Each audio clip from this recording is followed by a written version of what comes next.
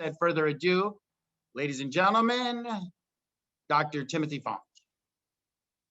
Thank you, John. Thank you, Lynn. Thank you, everyone out there for logging in on a Monday night. I'm coming to you live, not from my offices at UCLA, but from my actual studio, guest house office at my home in Los Angeles. So tonight we have tremendous amount of information. I have about 45 minutes of material really focusing on what I think to be the core essential topics related to cannabis and its impacts on the body, the brain, and the mind. We have plenty of time for questions, so please put them into the Q&A, save them for the panel, and with that, away we go. So, when Lynn asked me to do this, she said the facts, the fictions, she wanted me to do a very similar talk to the one we did a couple months ago when we talked about vaping, which is available on the website on One Recovery for when we talked about vaping and its impact, and particularly nicotine. But tonight, predominantly going to be talking about cannabis. First, I do receive some research support for some of the work I do in addictions from Creative Care, Connections in Recovery, and also Kindbridge, which is a telehealth company for gambling disorder. Tonight, I really have three main things I want to focus on. One, I want to illuminate current trends in cannabis use among young people and what's happening in our country. Number two, discuss fact versus fiction about the impact on cannabis in the body, the brain, and the mind. We often have so many people say, what should I say to my family member? What should I say to my friends? It's only weed. How many times do we hear that? And then now we have to say to ourselves, how do I respond to that? And I want to emphasize some of the responses I think people ought to be using. Thirdly, we're going to talk about what works in treatment, what doesn't work in treatment, and what are some basic strategies any of us can do, whether we're in residential treatment or intensive outpatient or just concerned family or concerned citizens to reduce the harm of cannabis, not only in adolescent and young people, but all people that are using. So let's just start with a case. I always think it's always easy to start with a case to give you a sense of kind of the things that we're seeing at UCLA in our outpatient clinics, as well as our emergency room and our psychiatric hospital. And we're just gonna call this person Bud, a little bit of play on words. But Bud's parents contacted me saying, we have a high school son who's not doing well, and we need evaluation and treatment. So Bud, we set up a Zoom intake appointment, which is about 60 minutes. And then inside the Zoom intake, we get the following information. First, that up to freshman year in high school, everything was completely normal. No signs of mental health issues, no sign of physical development problems.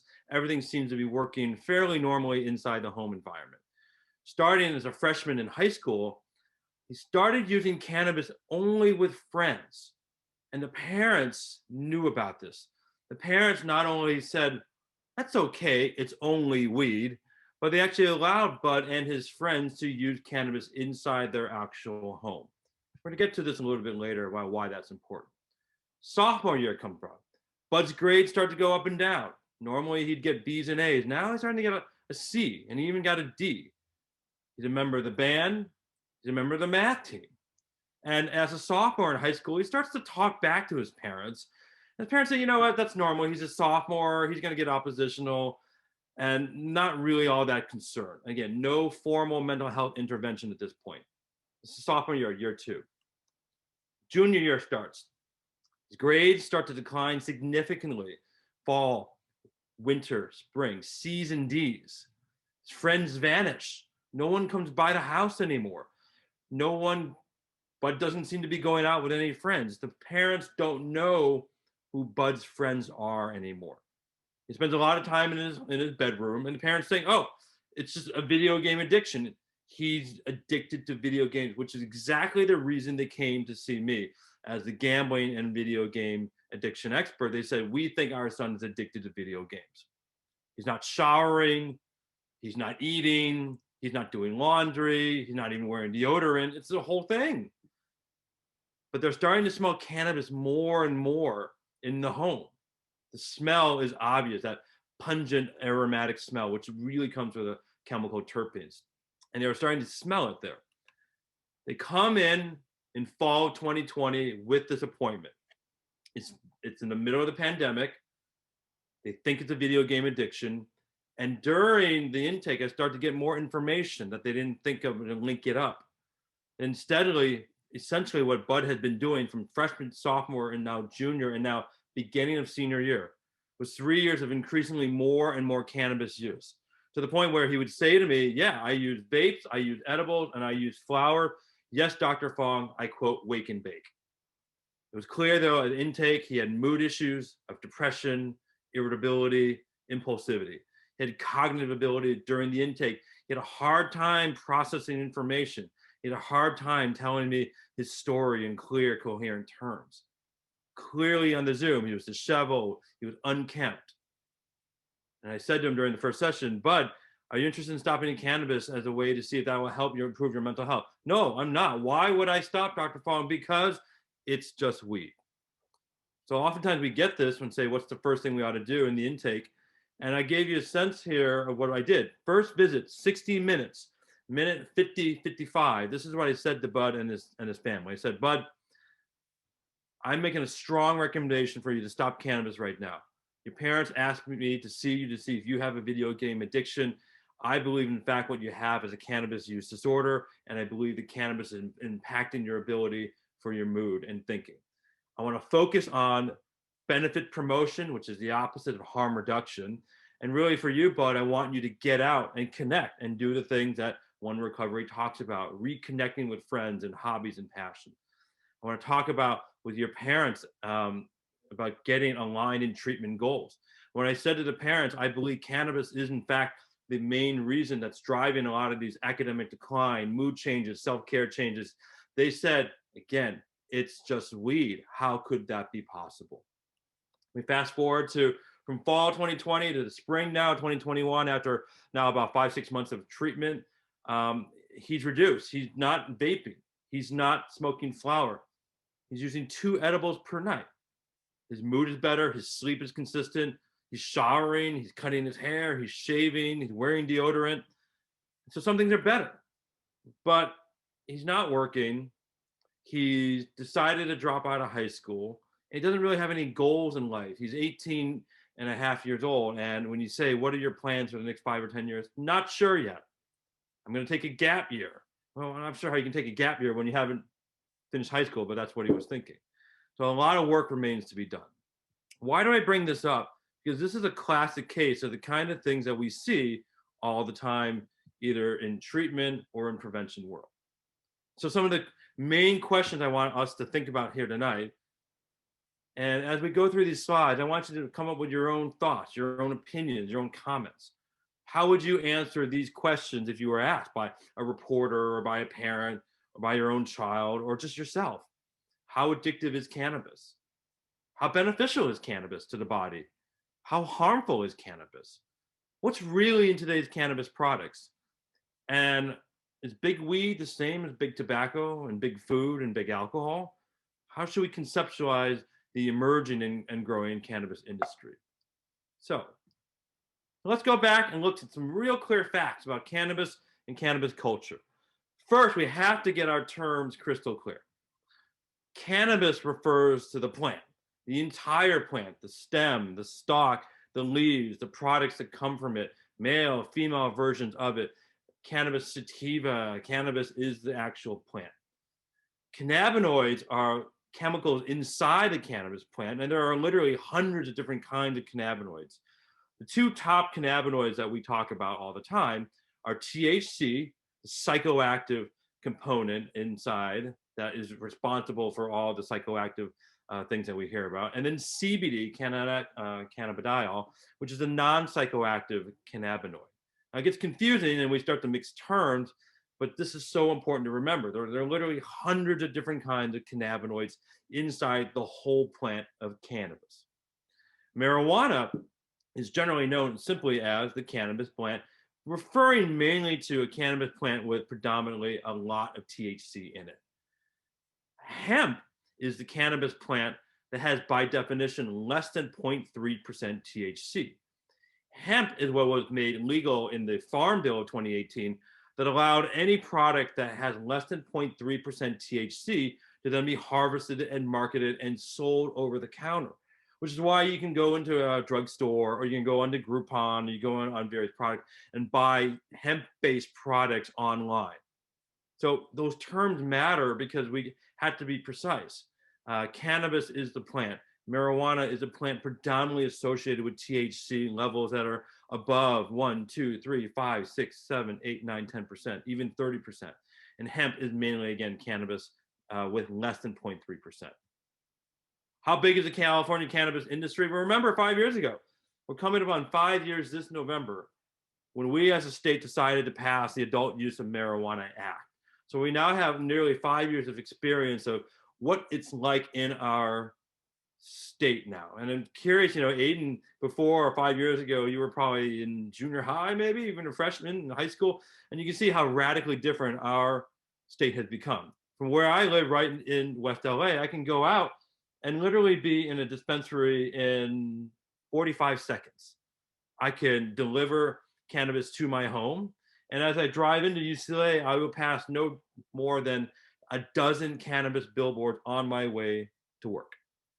When 2020, cannabis, even amongst the pandemic, was a $4.4 billion generating revenue business. Now, how does that compare to, say, gambling? That was around $13 billion. Alcohol and tobacco is still way much more. But every year, that's exponentially getting more and more, bringing in a total of $1 billion in taxes to the state. Well, that sounds very good, right? But when you think about the actual total revenue that of taxes brought to the state of California, which is hundreds of billions of dollars, it's a much very small number. The Cannabis Act, though, was really meant for social equity, social justice. It was meant to bring more people who struggle with disproportionate criminal records because of cannabis to have those records expunged or removed. It's also meant to bring more minority owners to the table of the cannabis industry, whether it's distribution or dispensary or marketing. So those were the real elements of the industry, not just to sell more cannabis. 60,000 jobs in California have been created every year because of the cannabis industry. So that tells us this is a very large regulated industry that we have to take seriously and have to partner with. So when a young person says, I love cannabis and I want someday to work in the cannabis industry, if I said that in the 80s, absolutely, that would have been completely shot down. But this idea is that, no, this actually has a legitimate thought to it. At UCLA, we are now have every year a cannabis class for our undergraduates. There's a cannabis business club associated at UCLA. So again, the whole new industry that's happening there. But one thing I would submit to you to think about is, what about the environmental impact of cannabis growth? We all know we are now in 2021 approaching a severe drought in California. And it turns out that it takes about 6 gallons of water per day per cannabis plant for it to grow healthily. When you think about it, it takes about 150 days for one plant cycle of a cannabis. Think about how many hundreds and not millions of cannabis plants are out there. That's an enormous footprint. And I don't think we have enough discussion about that in California, about what that actually means. All right, so one of the things that we think about, let me go back here, is this question then, how do we create this cannabis culture?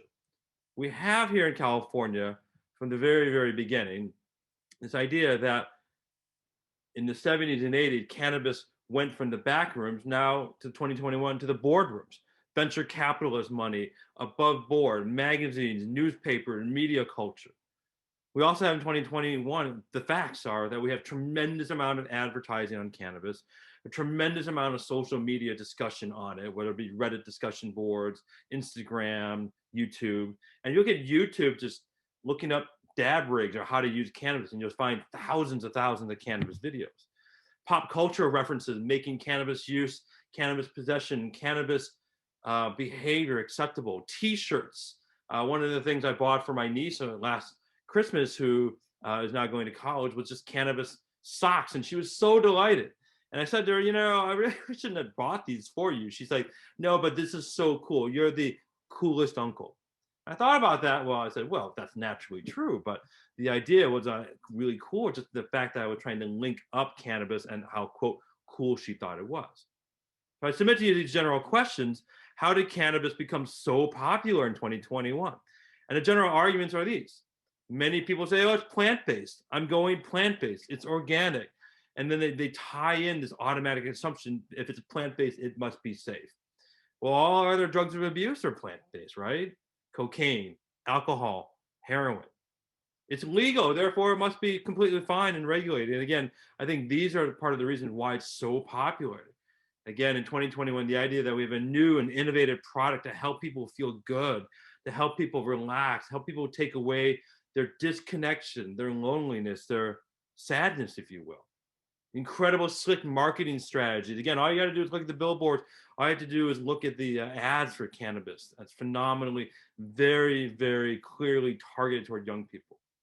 But as in anything else that makes things addictive and potentially harmful, it's affordable, it's accessible, and is easily obtained. So just a few thoughts as we move forward. Okay. So first off, let's go back and think about where does cannabis work and why is it so powerful? And we just start in the brain, inside our brain, the cannabinoid receptors to which cannabis and cannabinoids bind to are scattered throughout the entire brain. This is a slice of the brain. If you were to cut it in half and open it up and look at it from the side, and you can see all the yellow dots there indicate dense regions inside the brain where there are cannabinoid receptors. And of course, you can see that wide variety, whether it's movement, smell, hearing, thinking, reward, euphoria, judgment, memory, ability to stand still. So of course, that's why there's such a wide ranging effect of cannabis, both positive and negative. I think that's one thing we always have to remember. There is not a single basic region inside the brain to which cannabis works for. And one of the things I think a lot of times people need to think about, and I was thinking about this because it's not an easy answer, is what are these differences between concentrate, extracts, and dabs? Essentially what these are, we file them under this rubric of high potency THC containing products. So concentrates is a broad term, all products that have been extracted from the plant. But then I realized, what this really is, that these are products that are manipulated because Mother Nature does not generate THC from cannabis plants that are 40, 50, 60%. People do it. Now, certain strains can still be as high as 10 to 20%, but not the 30, 40, 50, 60%. And when you think about what these are, that's why there's different languages, extracts, dabs, post-production methods that have different varieties. It gets really confusing. But for the uninitiated, I put this slide up. And one of the things I would sometimes do is put the slide up and I'll say to people, well, what am I showing here, right? And immediately some people jump to, oh, that's cocaine, or that's methamphetamine, or that's brown sugar, or that's just stuff that comes out of various orifices in the human body.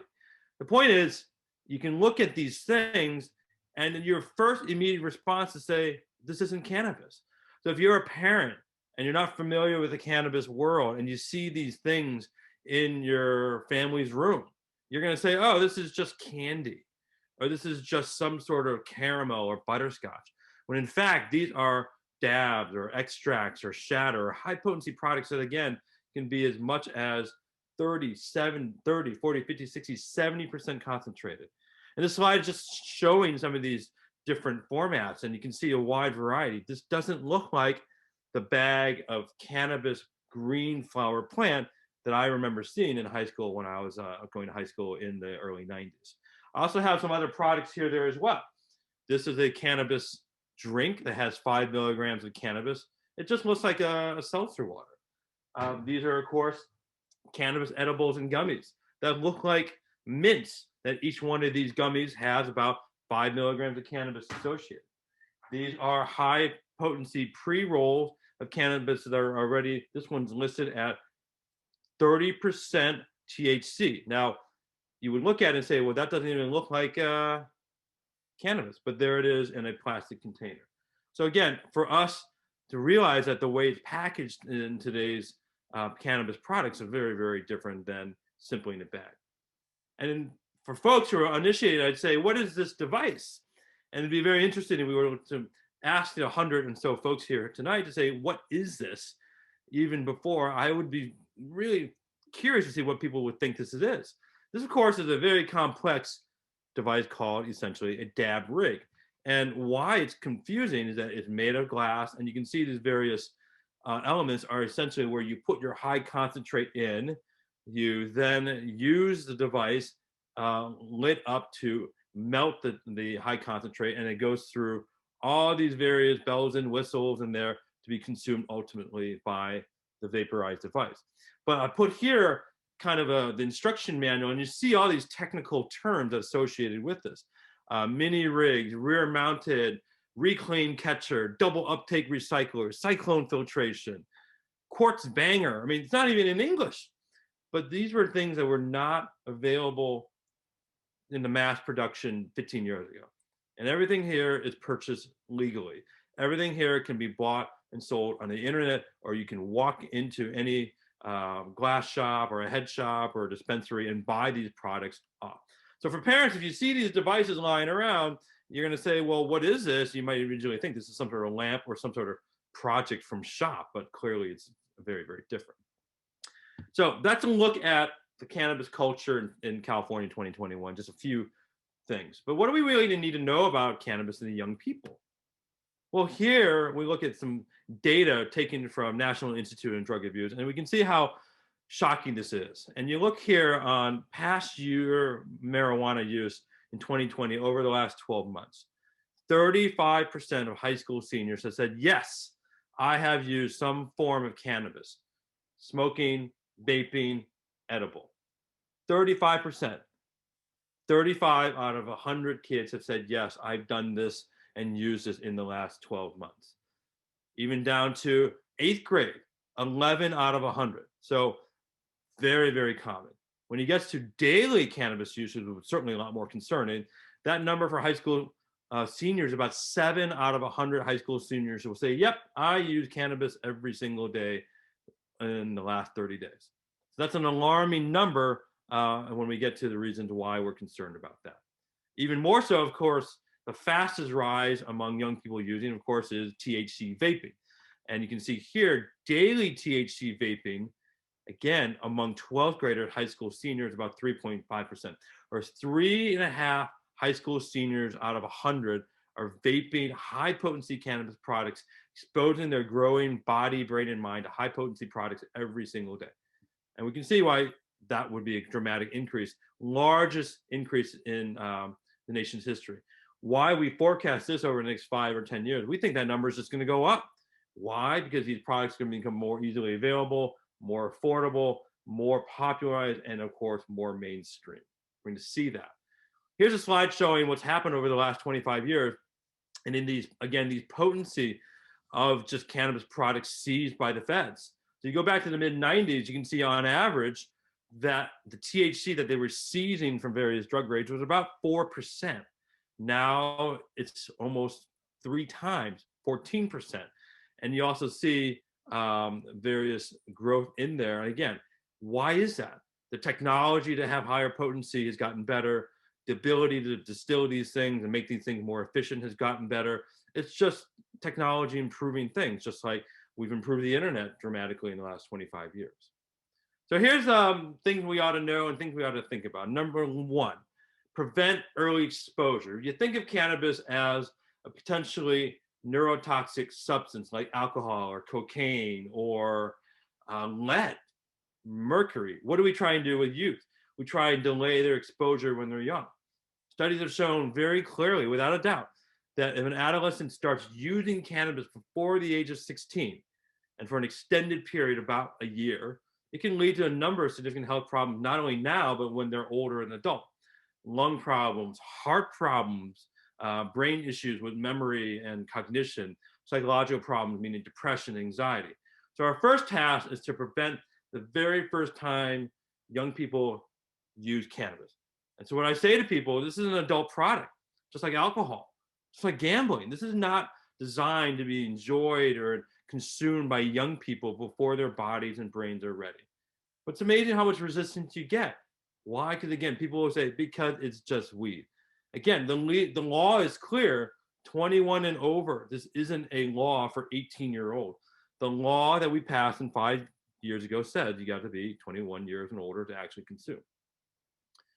The other thing we know about early exposure is that teenage cannabis users are more likely to become addicted to cannabis than you start using the drug later.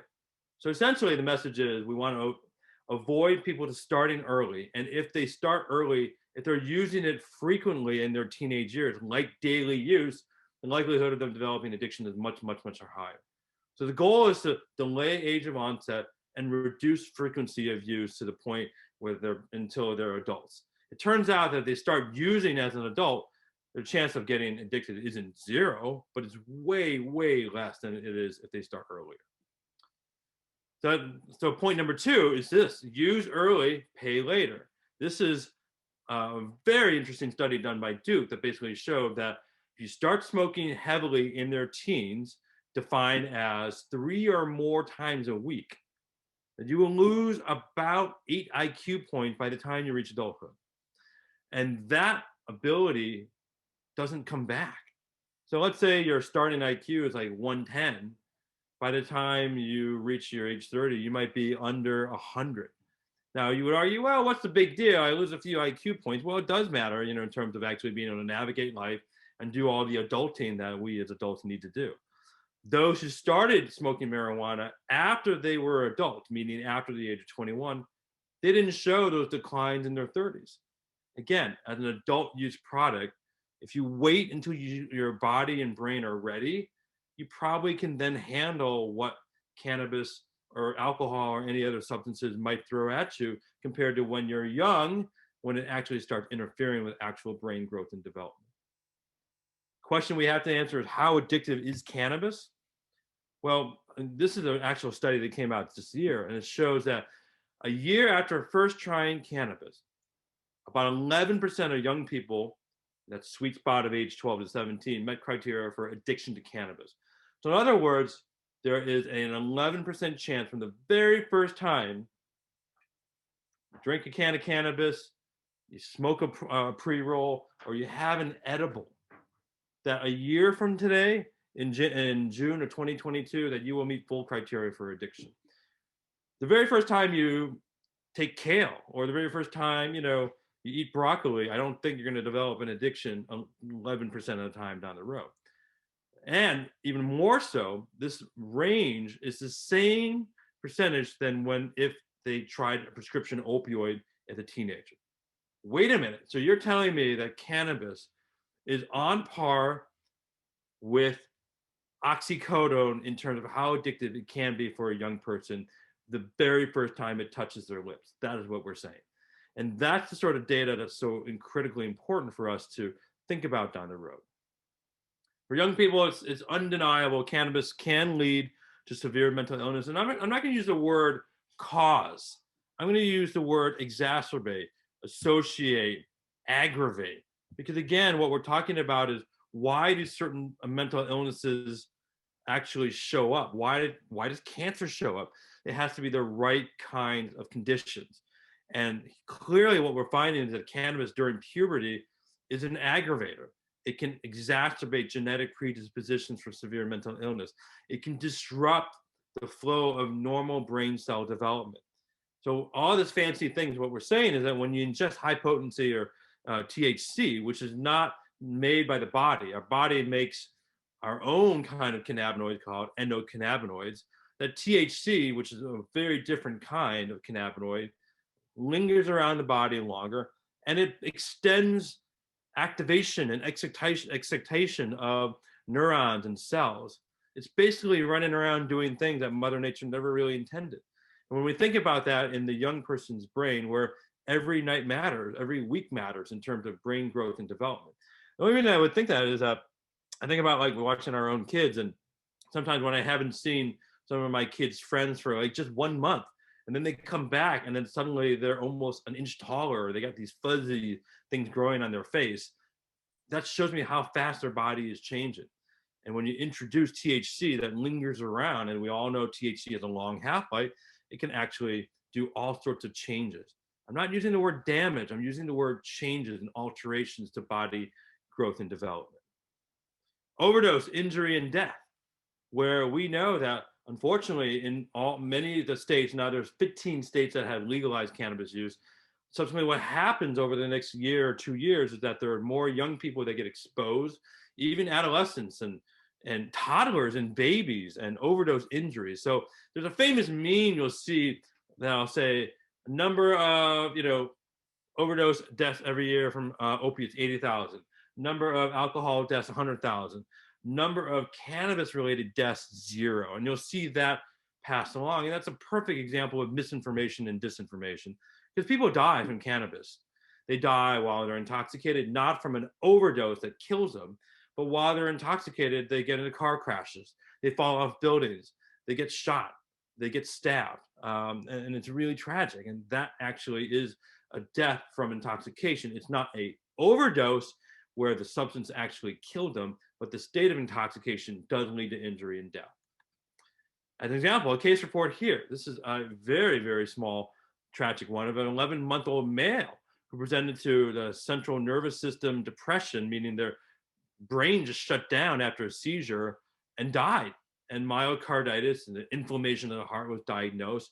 Essentially, this is a pediatric death of an 11-month-old child due to exposure of cannabis. So they weren't administered cannabis, they simply got into cannabis and accidentally ingested in that. So one of the questions that we have to take a look at are very following. I don't want to be a doomsayer and say, you know what, all of this is bad. Because one of the reasons we started the Cannabis Research Initiative is to say, wait a minute, here's a plant that has well over 100 different kinds of cannabinoids that we know have tremendous impact on the body and brain in all sorts of ways. There has to be something really good inside here, and there are. So we think about first cannabis as medicine, is that we have to remember that drugs are any substances that change our body functions. Medications restore normal body function. So to become an effective medicine, it's got to go through the FDA, and you have to have the benefits outweigh the known risks for that intended use, and it actually has to work. So in order for cannabis to be seen as medicine, it has to fall through all those things.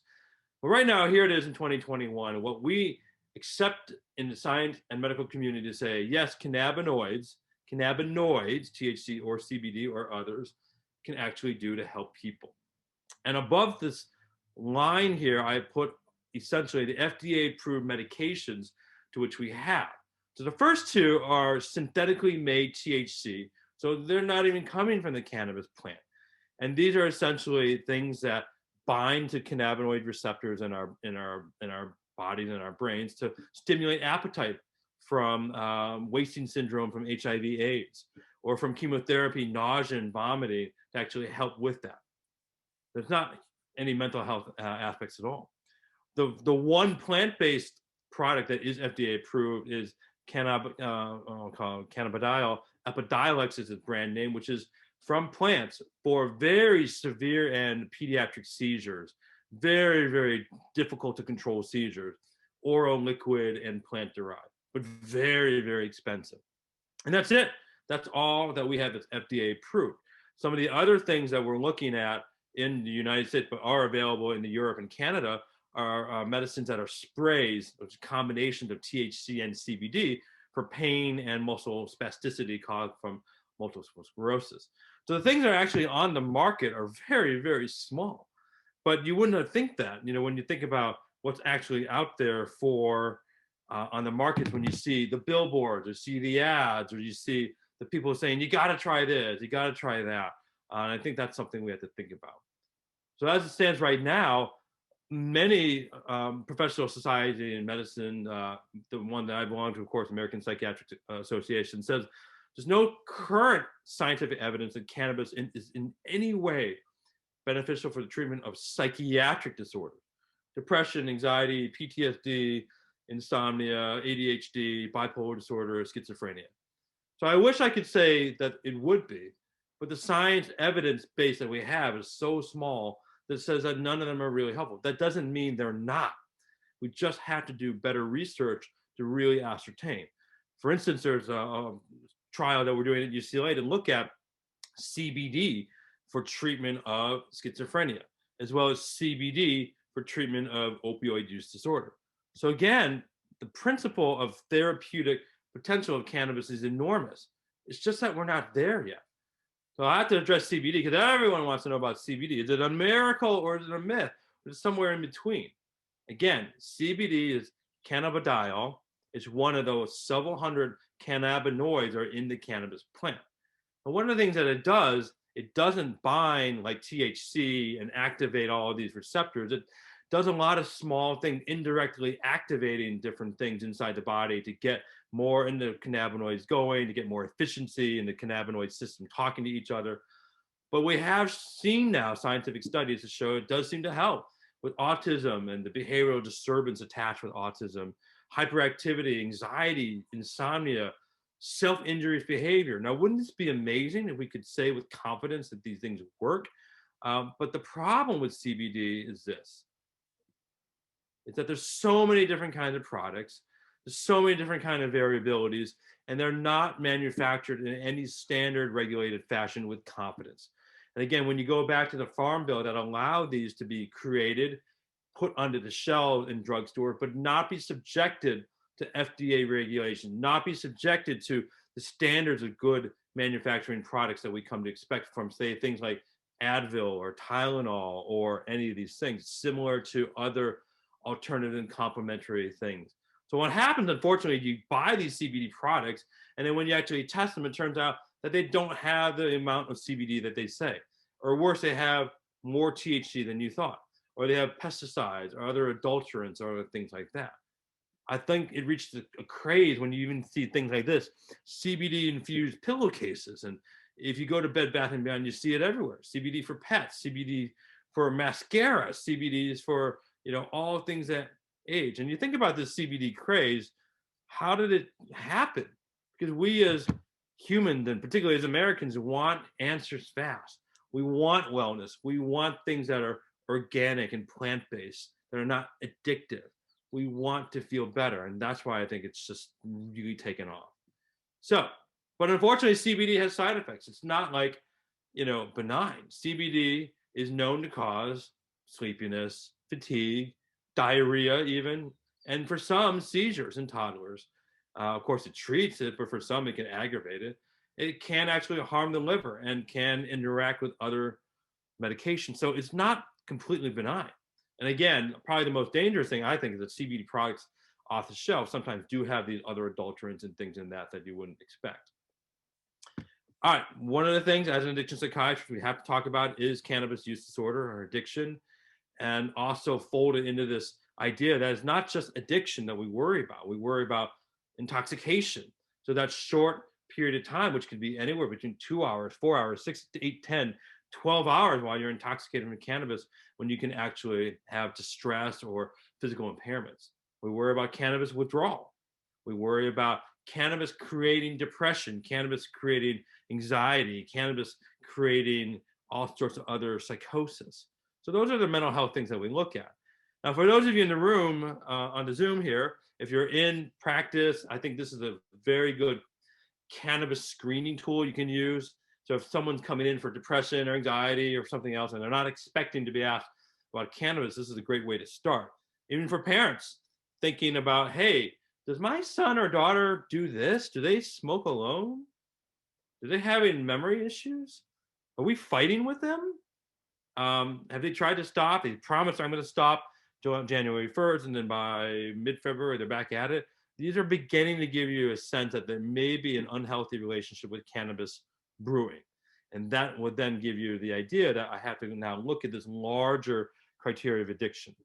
So for the clinicians in the room, this is our standard DSM-5, 11 criteria for cannabis use disorder.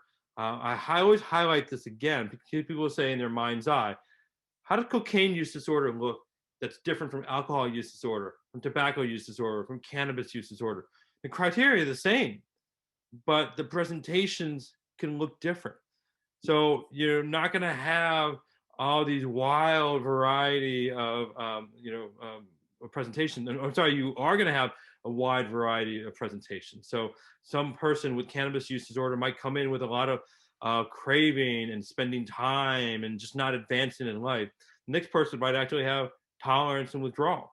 The next person might have had issues with school. So everyone's going to have a little bit of a different story with that. All right. If we remove the header of this slide, and I just said to you as a clinician working in a residential program, an IOP or a hospital, or even an outpatient, and you had a client presenting with just these signs, of showing up. Well, over the last week, I haven't been sleeping. I've been nervous. I'm not eating. I'm depressed. Many times we don't think of cannabis withdrawal. Oftentimes, I think this is most relevant when they come into the hospital, and immediately we don't even think about this. Or a residential treatment program. They come in. Imagine someone comes in on a Thursday, and by Monday, they're showing these 3 of these signs. How likely are they going to stay? Or what if we miss it and say, oh, you know what, that's not a withdrawal, that's something else. That's just them being resistant, or that's just depression, and we give the wrong medication. A cannabis withdrawal, when you look at it, it's difficult. It's suffering. People, will they die? No. Will they be in distress? Absolutely. Will they have psychological and physical problems that create harm and distress? Absolutely. How do we treat it? We recognize it. We educate people. There are some supportive medications you can give along the way. But again, I really want to highlight again these cannabis-induced conditions, whether it's bipolar or depression or psychosis or anxiety. What this basically means is that this mental health condition probably would not have shown up or doesn't show up until they actually develop cannabis, start using cannabis. We see this in the hospital all the time, where the story is a young man or woman starting cannabis, no prior psychiatric condition, and then 1 or 2 years later, they're presenting in a full-fledged psychotic condition. That's a concern. So its question is, did the cannabis create that? Was it schizophrenia along the way? But all we know is that before cannabis, they weren't psychotic. Now after cannabis, they are. So what are our treatment options that we have available for cannabis use disorder addiction? We don't have any FDA-approved meds. We do have a wide host of different kinds of psychotherapies that work, that are borrowed from our psychotherapy principles from addiction, whether it's motivational interviewing, cognitive behavioral therapy, supportive education. Of course, 12-step is phenomenally important. And the same principles work for recovery for cannabis use disorder as they were for any other substance use disorder. So let me end with kind of a roadmap that I think I have for parents, family members, friends. And it's really pretty simple. And it's just taken from my clinical experience over the years. And I think number one, parents have to send a clear message about cannabis use in their household, particularly to anyone under the age of 21. So much of my time with parents is saying and asking, what's the reason you allowed your young person to use cannabis? And invariably, many of them said, well, it's just weed, or I didn't realize it was that dangerous. But then when I say, did you realize it was illegal? Did you realize that the law states that they really can't be consuming to age 21? And then there's a real disconnect where I think a lot of parents haven't gotten that message that this is the law. So I think that's an important part, number one. Number two, I always say to parents, who are your child's friends?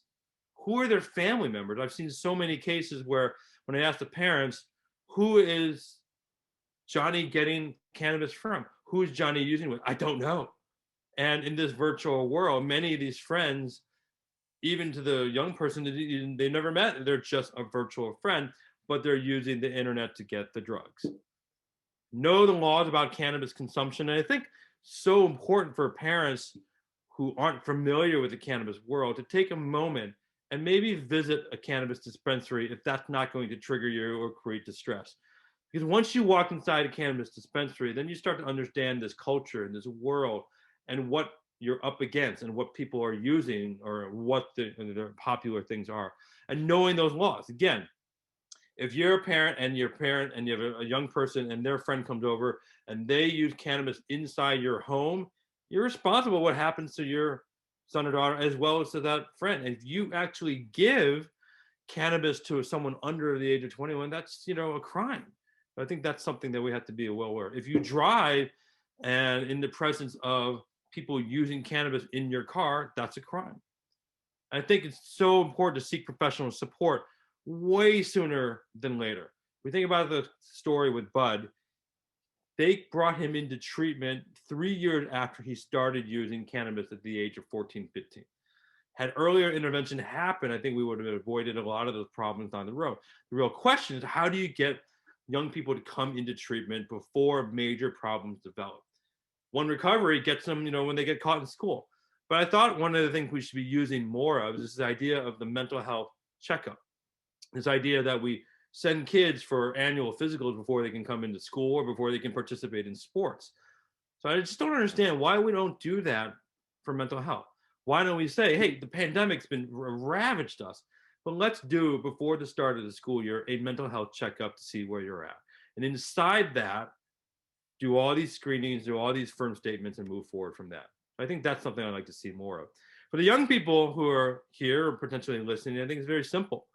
And this idea that, and taken from One Recovery and a lot of what other nonprofits and profits programs are doing, which is just saying you got to take care of your brain and your mind by taking proper care of it.